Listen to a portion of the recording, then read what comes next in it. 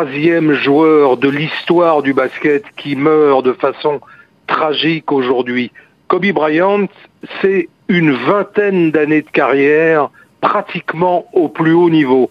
C'est, vous l'avez dit, 5 titres de la NBA, c'est 18 apparitions au fameux All-Star Game. Vous savez, le match la constellation des stars désignées par le public, 18 fois Kobe Bryant s'y est trouvé.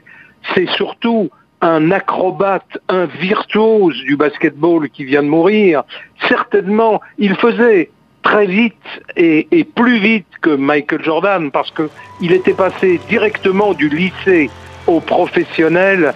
Il réalisait des acrobaties en l'air, mais aussi de loin. C'était un tireur magnifique.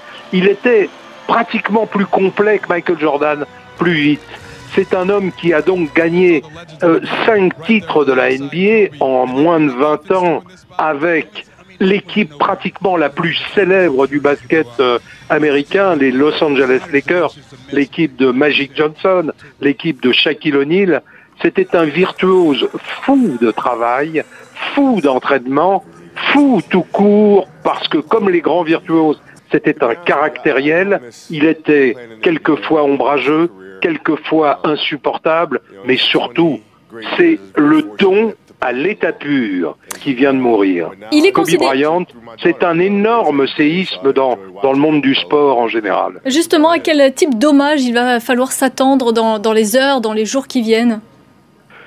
Ça va être considérable. La NBA vient de perdre, avec David Stern, le commissionnaire mythique qui a mondialisé le basket, qui a permis, par exemple, à la NBA de venir disputer des matchs à Paris, pas plus tard qu'avant-hier, et se produire dans le monde entier.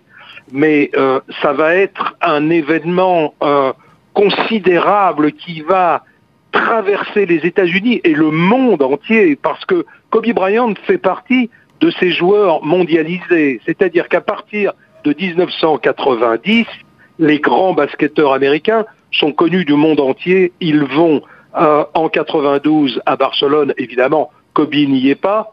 Il est lycéen à ce moment-là. Il va devenir un professionnel extrêmement précoce.